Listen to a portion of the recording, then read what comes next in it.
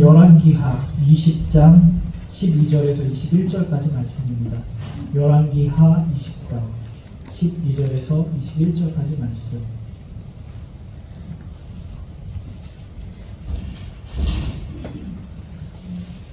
제가 가진 성경은 구약성경 598페이지에 있습니다. 다 찾으신 줄 알고 우리 한 절씩 교도하도록 하시겠습니다. 그때에 발라단의 아들 바벨론의 왕 브로닥 발라딘이 히스기야가 병들었다 함을 듣고 편지와 예물을 그에게 보낸지라.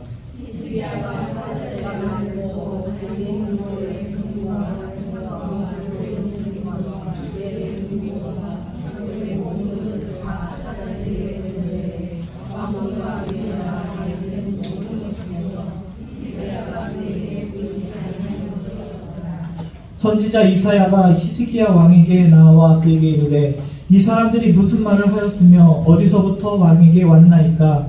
히스기야가 이르되 먼 지방 바벨론에서 왔나이다 하니.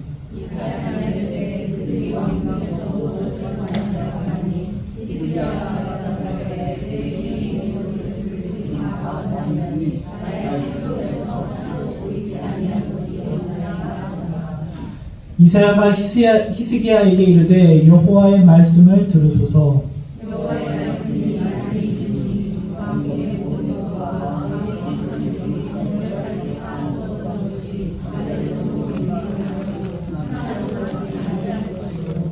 또 왕의 몸에서 날 아들 중에서 사로잡혀 바벨론 왕궁의 환관이 되리라 하셨나이다 하니.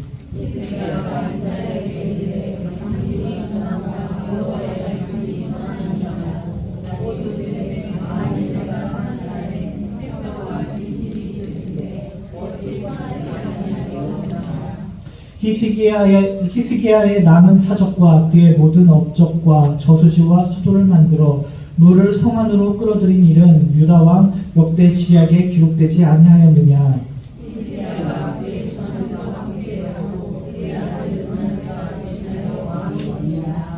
아멘. 거룩하신 아버지 하나님 은혜와 사랑을 감사합니다. 아버지 이 시간 예배에서 우리 하나님 앞에서 온전히 바로 설 수 있도록 도와주시고 아버지 상한 영혼에는 하나님 새 힘과 아버지 새 영혼을 불어주시옵소서. 그래서 말씀이 선포될 때에 하나님의 말씀만 온전히 선포되고 성령이 우리의 마음을 주장하여 주시옵소서. 거룩하신 주 예수 그리스도의 이름으로 기도드립니다. 아멘. 할렐루야. 오늘 주일학교 아이들이 원로 목사님한테 세배를 하더라고요. 그 세배를 하는데 저희 때랑 달라진 게 있어요. 뭘까요? 아이들이 세배돈을 받고 봉투를 바로 확인을 합니다. 저는 화장실 가서 확인했거든요. 그래서 어떤 아이의 얼굴에는 미소가 있는 얼굴도 있고 또 어떤 얼굴에는 아쉬워하는 얼굴도 있더라고요. 뉴스를 봤는데 이모에게 세뱃돈을 받았는데 3만 원을 받았대요. 그래서 이거 갖고 뭘 할 수 있느냐라고 이야기를 했다가 이모가 다시 세뱃돈을 뺏었다고 합니다. 뉴스에 났더라고요. 저 감사하지 못하기 때문입니다. 교만하기 때문에. 노벨 평화상을 수상했던 슈바이처 박사가 고향에 이제 방문하게 되었습니다. 그래서 이 소식을 들은 친지와 동료, 각계 인사들이 다 나와서 기차역에 모여서 그 슈바이처 박사를 영접할 준비를 하고 있었습니다. 그런데 기차가 도착을 하니까 환영 나온 사람들에게 기자들이 이제 1등석 앞으로 우르르 찾아갔습니다. 그런데 슈바이처의 모습은 없었습니다. 맨 뒤에 3등 칸에서 슈바이처가 초라한 모습으로 플랫폼에서 내려서 걸어오는 것입니다. 사람들이 달려가서 아니 박사님 이렇게 귀하신 분이 왜 3등 칸을 타고 오셨습니까? 라고 물어봤습니다. 그러니까 슈바이처 박사가 웃으면서 이렇게 이야기를 합니다. 4등 칸이 없으니까 제가 3등 칸을 탔습니다. 할렐루야. 과거와 달리 요즘에 이 세상의 특징은 겸손한 사람을 찾기가 어려워졌다는 것입니다. 능력 있는 사람은 많아지고 똑똑한 사람도 많아지고, 그런데 겸손한 사람을 찾기가 참 어렵습니다. 그래서 요즘에는 나를 잘 내세우고 나를 잘 알리는 것이 중요하기 때문에 겸손은 어리석은 행동으로 취급을 되고 있습니다. 그래서 우리가 사는 이 시대는 분명히 겸손을 권하는 세대가 아닙니다. 참고 낮추는 것보다 표현하고 과장되게 높이는 것을 더 선호하는 이 세대를 우리가 살고 있는 것입니다. 그래서 있는 것과 가진 지위를 통해 잘 누리는 것을 정당화하고 그게 당연한 게 이 시대의 특징입니다. 어떻게 보면 정말로 그런 것 같습니다. 이 세대는 겸손한 사람을 무시합니다. 하지만 오늘 성경은 하나님 앞에서 인간의 실존에 대해서는 성경은 적극적으로 겸손을 지지한다는 사실입니다. 할렐루야. 사람은 누구든 하나님 앞에서 어떻게 합니까? 겸손해야 합니다. 그런데 이게 쉽지가 않습니다. 누구도 계속해서 겸손한 마음을 유지하기가 어렵다는 것입니다. 왜냐? 이 교만이 틈을 타고 번개처럼 찾아오기 때문입니다. 이 교만이라고 하는 것은 너무 빠르게 우리의 마음을 장악을 한다는 것입니다. 이 교만이 하는 일이 무엇입니까? 우리의 자아를 높이고 나를 높이고 내 삶 속에서 나를 높이고 하나님의 영광을 가리는 것이 이 교만이라는 것입니다. 그래서 역대하에 사람은 교만할 때 하나님의 영광을 반영하지 못하느니 또한 사람은 교만할 때 하나님께 받은 은혜를 보답할 수가 없다라고 말했습니다. 오늘 본문은 누가 나옵니까? 은혜에 보답하지 못했던 이 히스기야가 나오고 있습니다. 역대하 31장을 보면 히스기야는 다른 왕들에 비해서 굉장히 경건하고 선행이 있었던 왕으로 나타납니다. 왜냐? 그는 하나님이 보시기에 선과 정의와 진실함으로 행했던 왕이기 때문입니다. 그리고 무슨 일을 하든지 먼저 하나님을 찾았던 한 마음을 품었던 인물이 바로 히스기야였습니다. 우리도 이 히스기야와 같이 경건의 수준이 히스기야와 정도 되면은 우리는 겸손하게 살 수 있지 않을까 생각을 해봅니다. 그런데 어느 누가 자신의 믿음에 대해서, 내 믿음에 대해서 자신하며 살 수 있는 사람이 있을까? 히스기야를 한번 살펴보도록 하겠습니다. 히스기야는 한때 병에 걸렸었습니다. 사람의 방법으로는 절대 살 길이 없었습니다. 그래서 이제 인생을 마무리해야 하는 상황이었습니다. 그렇지만 히스기야는 어떻게 했습니까? 오직 하나님께 매달렸습니다. 하나님께 통곡하며 크게 소리내며 울부짖으며 기도했습니다. 살려달라고. 내가 이렇게는 죽을 수 없다고. 이 기울어가는 나라를 위하여 나의 나라를 이스라엘을 생각하며 울었고, 또 이제 선왕이었던 다윗의 자손이 끊어질 일 때문에 슬피 울었습니다. 왜냐? 이때만 해도 히스기야에게는 뭐가 없었습니까? 자녀, 아들이 없었습니다. 하지만 은혜는 그때 주어졌던 것입니다. 히스기야가 자기 자신을 철저하게 낮추고 전심으로 하나님께 매달렸을 때 하나님의 응답이 있었습니다. 내가 내 기도를 들었고 내 눈물을 보았노라. 내가 너를 낫게 하리니 내가 3일 만에 여호와의 성전에 올라가겠고 너는 내 날에 15년을 더할 것이며 내가 너와 이 성을 아수르 왕의 손에서 구원하고 이 성을 보호하리라. 할렐루야. 하나님께서는 히스기야에게 생명이 몇 년입니까? 15년 더 연장될 것과 예루살렘 성을 보호해 주실 것을 약속을 하셨습니다. 분명 히스기야는 하나님의 큰 은혜를 받았습니다. 히스기야가 이렇게 중병에서 기적적으로 고침받았다는 소식은 널리 전파되었습니다. 그때 바벨론의 왕도 이 소식을 듣고 사신을 보냈습니다. 그래서 이사야 39장에 보면 히스기야는 왔던 사자들로 인해 기뻐했다고 합니다.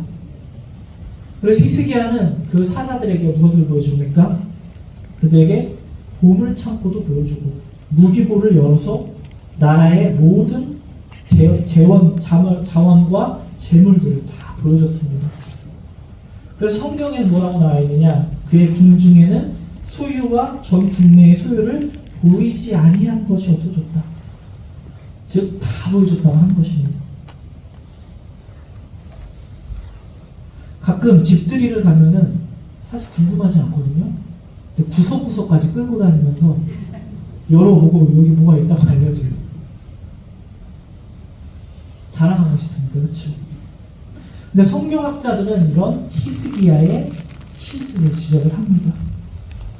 이 일로 통해 하나님의 진노를 받게 되는 것입니다. 하나님의 징계는 이것이었습니다. 첫 번째는 17절에 나타난 바 그가 자랑한 모든 것이 바벨론으로 옮겨지게 될 것이다. 그리고 두 번째로는 히스기야의 자손이 어떻게 됩니까? 바벨론에서 환관이 된다는 것입니다. 실제로 이 말씀대로, 이 선언대로 유다 왕궁의 모든 보물들은 어떻게 됩니까? 바벨론으로 다 이동되게 되는 것입니다. 모든 보물을 느부갓네살을 통하여서 3차에 걸쳐서 모든 보물을 다 빼앗겼습니다. 그리고 하나님의 심판은 여기서 끝나지가 않았습니다. 그 히스기야의 후손이 뭐가 됩니까? 환관이 된다는 것은 굉장한 수치를 당한다는 것입니다. 왕의 왕손으로서 계속적으로 위엄과 권력을 이어가는 것이 아니라 바벨론 궁중에서 그 대가 끊기고 더부살이를 하게 될 것이라는 의미가 된 것입니다.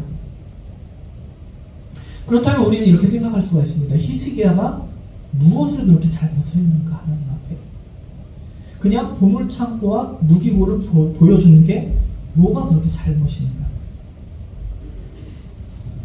하지만 그의 잘못은 그의 기쁨과 연관이 있다는 것입니다. 동일한 사건이 계속돼서 다른 성경에 기록되어 있습니다. 열왕기, 역대기, 이사야. 그 중에 우리가 이사야 39장을 살펴보면 유일하게 히스기야의 감정이 어떤 상태였는지 이야기를 하고 있습니다. 그것은 아까 제가 말씀드렸듯이 히스기야는 사자들 때문에 기뻐했다고 제가 말씀드렸습니다.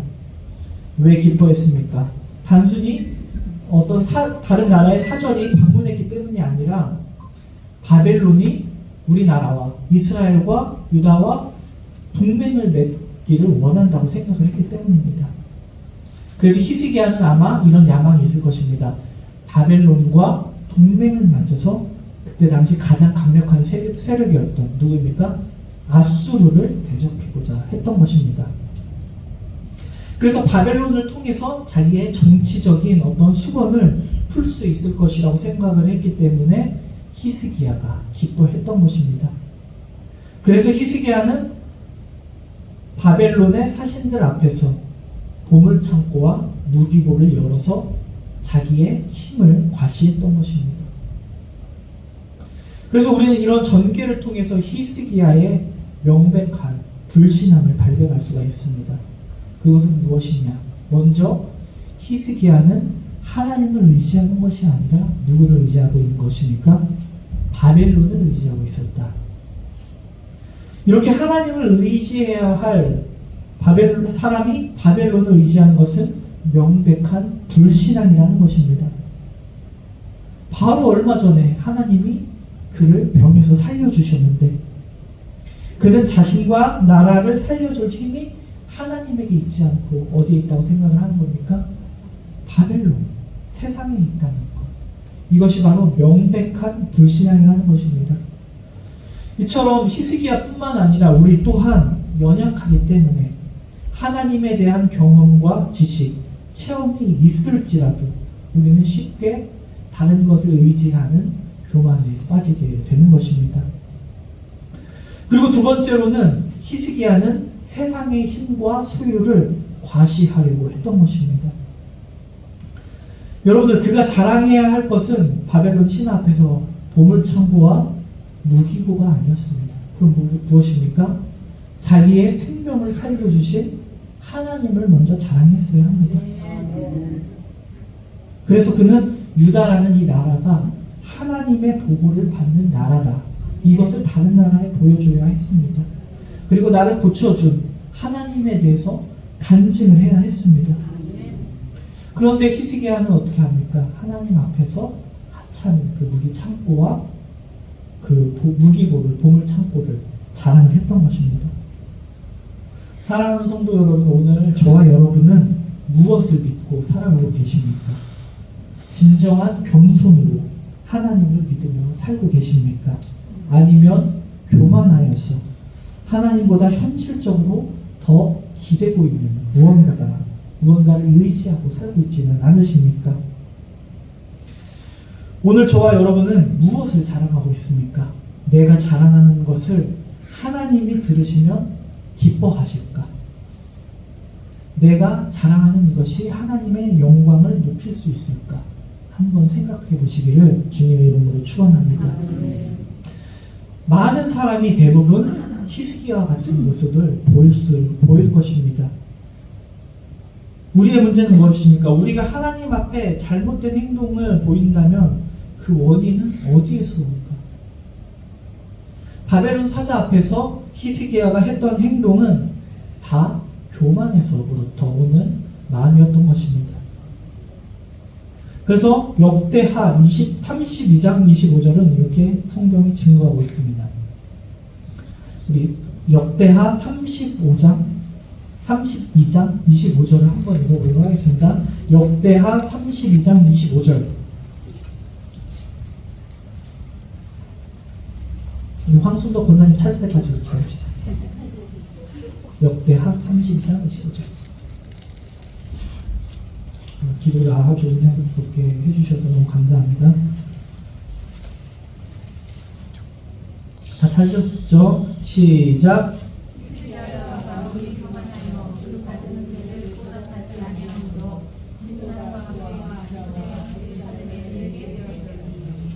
아멘.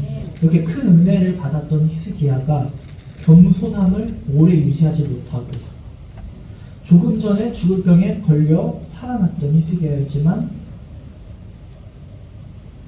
해 그림자가 뒤로 10도나 물러나는 이런 자연 법칙도 초월하는 하나님의 능력을 맛보았던 히스기야였지만 그는 곧 교만해졌습니다. 이렇게 큰 은혜를 받은 후 스스로 높은 마음을 갖게 되었다는 것은 우리 인간의 연약함을 고스란히 보여주는 것입니다. 성경은 히스기야를 통해서 이야기를 했던 것처럼 그 누구도 나의 믿음에 대해서 자신할 수 없음을 경고하고 있는 것입니다. 이 땅 가운데 사는 동안에 그 누구도 교만으로부터 안전지대에 있는 사람은 없을 것입니다. 기도에 목숨을 걸었던 히스기야도 이런 실수를 통해서 우리에게 경종을 울려주고 있습니다. 이런 성경에 나오는 인물도 이런 실수를 하는데 하물며 우리는 어떻겠습니까? 더욱더 영적인 긴장감을 갖고 사시기를 주님의 이름으로 축원합니다. 그래서 우리는 아무리 큰 은혜를 받았다고 할지라도 하나님의 은혜는 자랑하지만 우리의 은혜를 결코 우리를 자랑해서는 안 되는 것입니다. 그리고 과시하지도 말아야 할 것입니다. 더욱더 절제하고 근신해야 하는 것입니다. 우리의 마음을 지켜 분수에 넘어선 일을 하지 말아야 하는 것입니다. 그런데도 만약 우리가 넘어질 수가 있지만 그럴 때는 우리가 어떻게 해야 합니까? 우리는 히스기야를 통해서 참된 경건의 사람은 넘어져도 다시 일어서는 오뚜기 같은 사람을 되어야 한다는 것입니다. 오뚜기는 어떻습니까? 넘어지려고 해도 다시 일어나는 것이죠. 성경에 나오는 그런 경건한 인물들이 다 오뚜기와 같은 신앙이 있었습니다. 넘어졌습니다. 하지만 다시 일어났습니다. 고난에 빠졌던 욥도 다시 일어났습니다. 밧세바를 간음했던 다윗도 그랬고 예수님을 3번이나 부인했던 베드로도 그랬다는 것입니다. 자신의 죄를 몇 번이고 회개하며 다시 일어났습니다. 이 히스기야는 이사야 선지자를 통해 하나님의 책망을 순순히 받아들였습니다. 그 이사야 선지자를 통해서 선언된 하나님의 형벌은 아주 끔찍한 것이었지만 히스기야는 그로 인해서 선지자를 배척하지 않았다는 것입니다. 히스기야는 오히려 이사야의 말을 겸허히 받아들였습니다. 그리고 이렇게 이야기했습니다. 이사야, 당신이 전한 바 여호와의 말씀이 선하시로다. 아멘. 자신의 행동이 어리석고 경솔했다는 것을 지적하면 기분 나쁠 수도 있지만 그것이 경솔하였다는 것을 깨달은 히스기야는 형벌 중에도 은혜를 베푸신 하나님께 감사를 했습니다. 내가 사는 날에 태평과 진실이 있을진데 어찌 선하지 아니하리요. 할렐루야. 이것은 형벌이 당시에 내리지 않았다고 해서 다행스럽다는 말이 아닙니다. 이것은 무엇이냐? 형벌 중에도 은혜를 베푸실 하나님께 감사하는 표현이라는 것입니다. 즉 하나님 이 정도로 형벌을 그치게 해주셔서 감사합니다 라고 하는 것입니다. 이런 히스기야의 태도 때문에 성경이 그를 선한 왕이라고 인정하는 것입니다. 연약한 가운데서도 우리가 하나님 앞에 바로 서려고 몸부림을 쳤던 이런 자세 때문에 유대 백성들은 그를 다윗의 묘실 중에서 어떻게 합니까? 가장 높은 곳에 장사를 하며 존경을 표했던 것입니다. 그래서 이렇게 이야기합니다. 히스기야가 그의 조상들과 함께 누움에 온 유다와 예루살렘 주민이 그를 다윗의 자손 묘실 중 가장 높은 곳에 장사하여 그의 죽음에 그에게 경의를 표하였더라. 아멘. 그래서 끝으로 성경은 히스기야가 이룬 업적을 소개하고 그의 아들 누구입니까? 므낫세가 히스기야를 대신해서 왕이 되었다는 것으로 마무리를 하고 있습니다. 성경이 히스기야의 업적을 간단히 소개하는 것은 그를 인정하는 것입니다. 하나님 앞에 잠시 겸손하지 못했던 히스기야였지만 그럼에도 자신의 잘못을 인정하고 회개한 사람은 하나님께서 반드시 인정하실 것이라는 것입니다. 할렐루야. 그런데 므낫세는 어떤 사람이었습니까? 악한 사람이었죠. 그래서 오늘 사실 설교 제목을 콩 심은데 팥난다라고 하려고 했는데 므낫세는 아버지와 완전히 다른 인물이었습니다. 가장 오랫동안 통치하면서 가장 악한 왕으로 기억되고 있습니다. 히스기야의 양육에 대한 실패를 우리가 이야기할 수도 있겠죠. 그렇지만 경건을 추구하는 우리 성도들이 모든 부분에서 완전한 삶을 산다는 것이 또 불가능하다는 것을 또 다시 한번 보여주는 것입니다. 그렇습니다. 우리의 인간의 삶은 언제나 장담할 수 없이 불안한 것입니다. 우리가 잘 된다고 좋아할 필요도 없고 또 잘 안 된다고 할지라도 너무 낙심할 필요가 없는 것입니다. 그래서 우리가 할 수 있는 것은 무엇입니까? 항상 겸손한 성품에 우리의 관심을 갖는 것이 가장 중요한 것입니다. 여러분들 낮아지면 두려워할 것이 없습니다. 가진 것을 잃지 않으려고 발버둥을 칠 때에 두려움이 생긴다는 것입니다. 옛날에 거지 아버지와 그의 아들이 있었습니다. 그래서 홍수가 나서 다 떠내려가는 겁니다.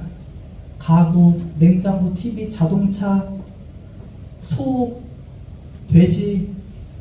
그래서 물끄러미 쳐다보던 아들이 아버지께 이야기하는 겁니다. 아버지, 우리는 참 행복합니다. 홍수가 나도 잃을 것이 없으니까요. 그러니까 아버지가 뭐라고 하는 줄 아십니까?